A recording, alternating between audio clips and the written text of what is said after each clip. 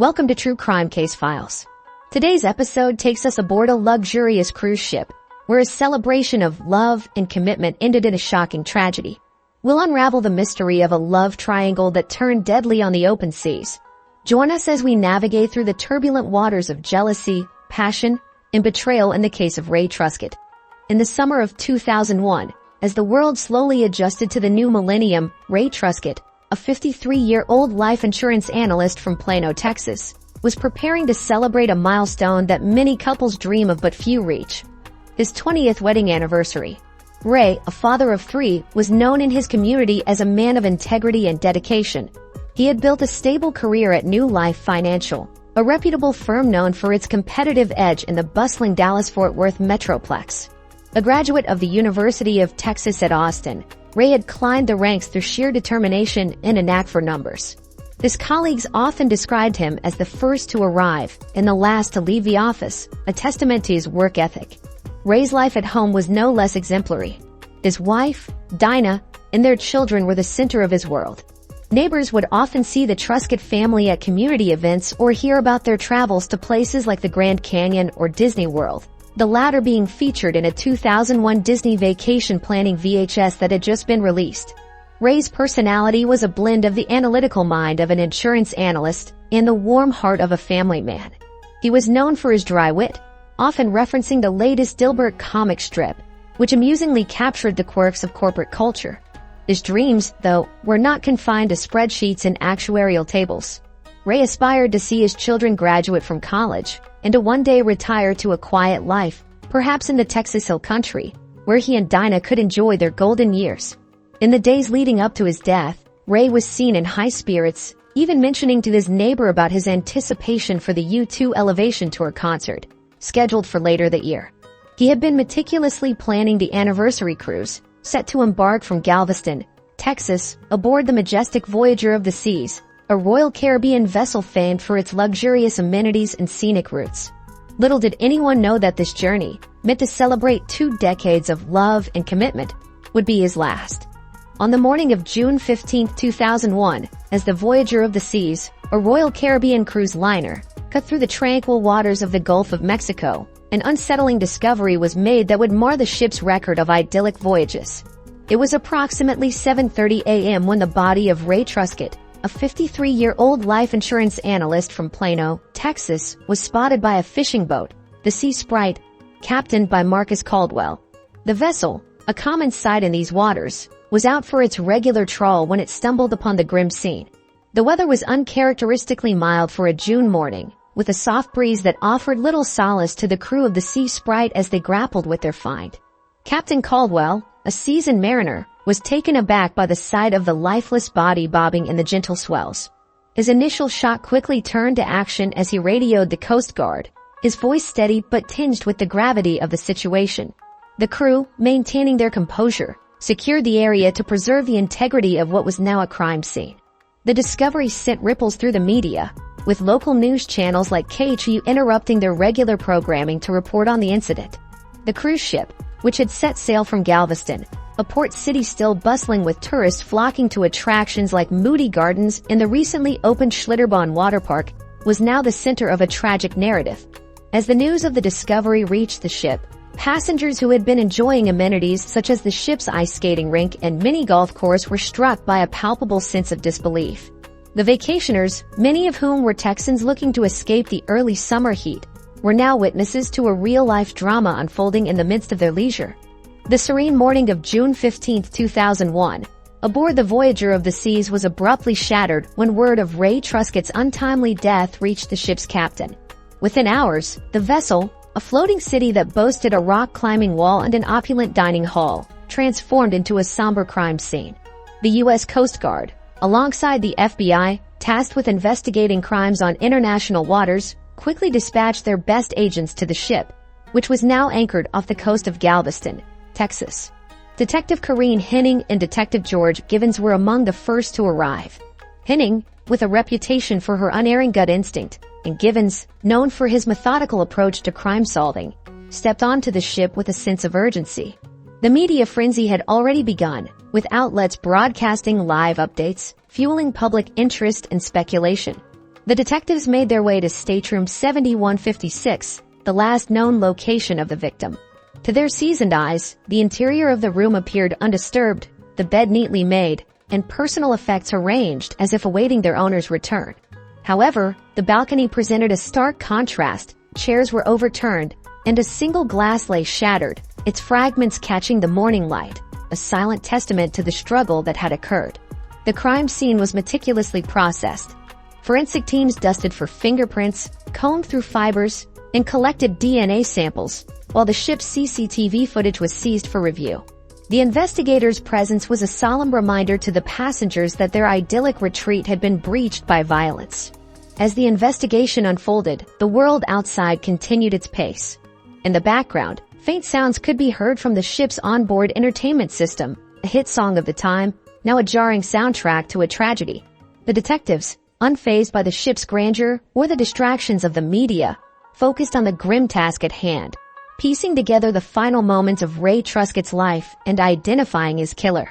As the Voyager of the Seas remained anchored, a mere silhouette against the June sky, the investigation into Ray Truscott's death turned to those closest to him. Dinah Truscott, 51, the victim's wife of 20 years, became the focus of intense scrutiny. Known for her gentle demeanor and her role as a devoted homemaker, Dinah was the archetype of suburban tranquility in Plano, Texas, a city that prided itself on being one of the best places to live in America. According to a CNN Money magazine feature that year, Dinah's life was seemingly filled with PDA meetings and Sunday family barbecues. Her dreams were modest, a happy family, a comfortable home, and the joy of seeing her children succeed. Yet, beneath the veneer of domestic bliss, detectives wondered if there lay a motive for murder. The interrogation was conducted away from the prying eyes of the public, who were busy discussing the case on internet forums, a burgeoning trend in the early 2000s. Detectives Henning and Givens, in a room with views of the endless ocean, questioned Dinah. Her responses were punctuated by moments of confusion and long pauses. She struggled to account for her whereabouts at the time her husband was believed to have been thrown overboard. Her alibi, that she had been asleep in their stateroom, offered little in the way of corroboration. Despite her seemingly oblivious nature, Dinah's reactions during the interrogation raised suspicion.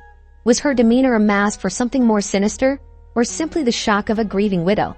The detectives took note of her every word and gesture, aware that in cases such as these, the truth was often hidden in plain sight. As the investigation continued, the question remained, was Dinah Truscott a heartbroken spouse or a cunning adversary?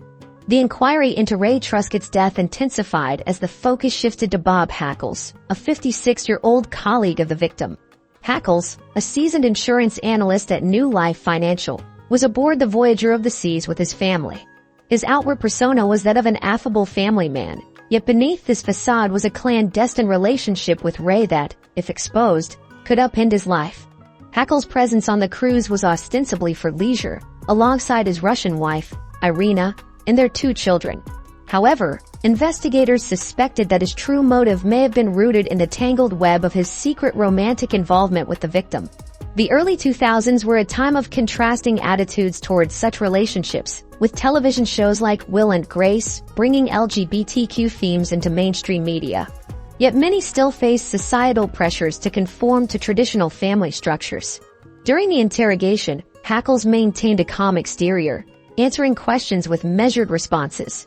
Hackles was unflappable, even as detectives probed for a crack in his composure, seeking to understand the nature of his relationship with Ray and the potential for jealousy or betrayal to have driven him to murder.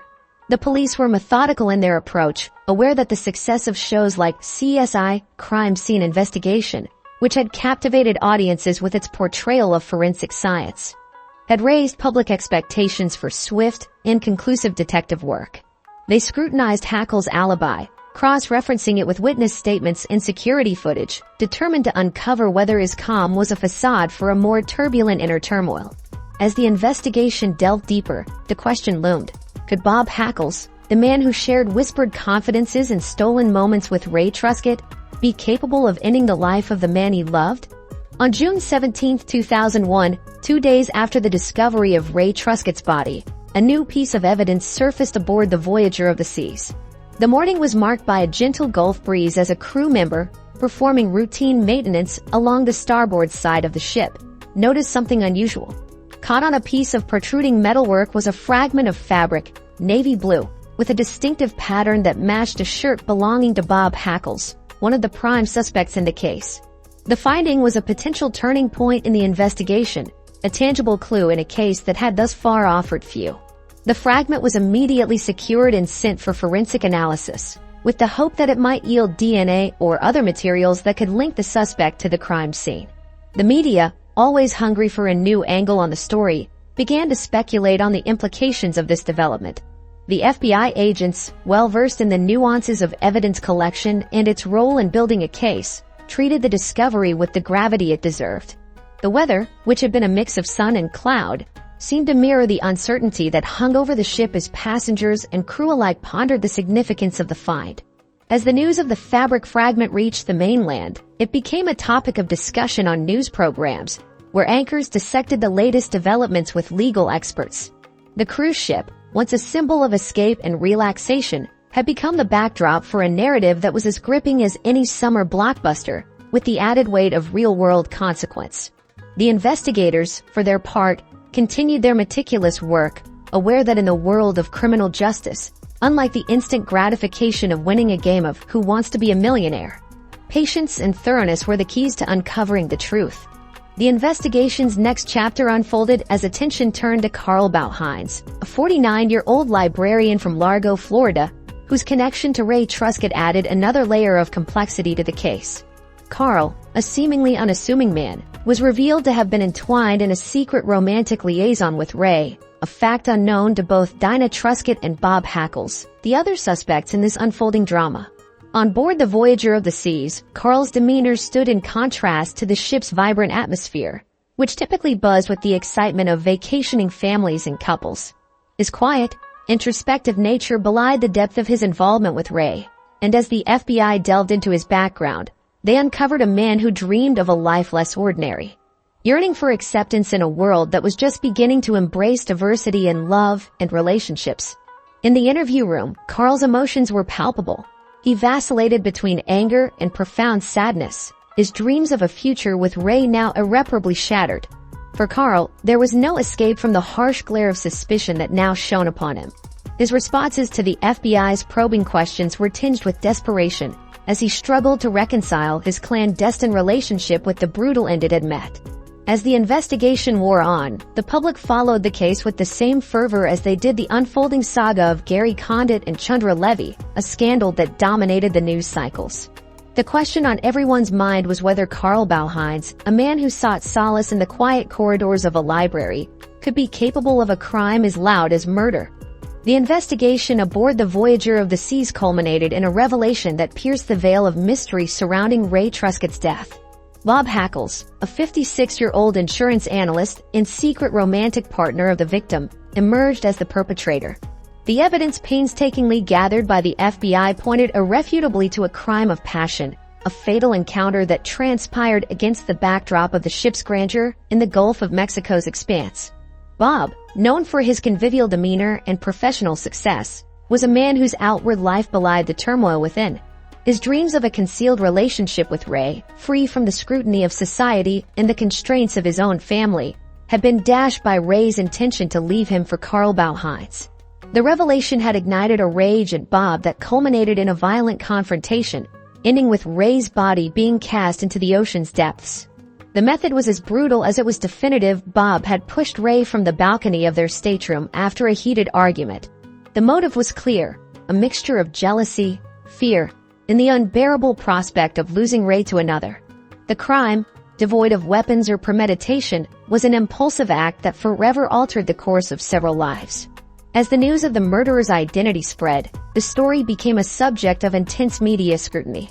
Outlets like the Washington Post and the Wall Street Journal typically focused on the economic downturn and the recently introduced tax cuts by President George W. Bush, now found space on their front pages for the sordid details of the case. Bob Hackles, once a respected member of his professional community, now faced the stark reality of his actions.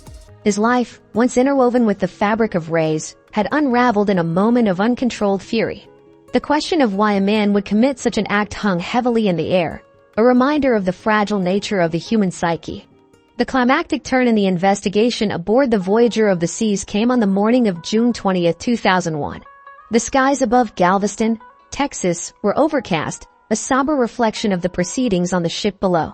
Bob Hackles, a 56-year-old insurance analyst and the man now known to have ended Ray Truscott's life, was taken into custody. The arrest, executed with precision by the FBI, was the culmination of days of meticulous investigation and evidence gathering. Hackles, who had maintained a veneer of composure throughout the interrogation process, met his fate with a quiet resignation. There was no dramatic outburst or plea for innocence. Instead, he seemed to have accepted the reality of his situation, perhaps aware that the weight of the evidence against him left little room for denial. The news of the arrest spread rapidly, with networks breaking into their regular programming to report the latest development. As Hackles was escorted off the ship in handcuffs, the passengers, who had been enjoying amenities like the ship's casino and Broadway-style shows, were now silent witnesses to the stark reality of justice being served. The atmosphere was charged with a mix of relief and morbid curiosity. Dinah Truscott and her children, who had boarded the cruise to celebrate a milestone anniversary, were left to grapple with a complex mix of emotions. The revelation of Ray's secret life and the identity of his killer had torn through their family, leaving them to face a future marred by tragedy and public scrutiny.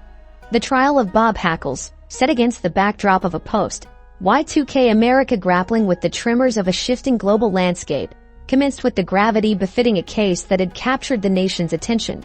The courtroom, often a stage for the dramas of human conflict, was packed with journalists, each racing to feed the public's appetite for updates, much like the frenzy surrounding the release of Apple's iPod later that year.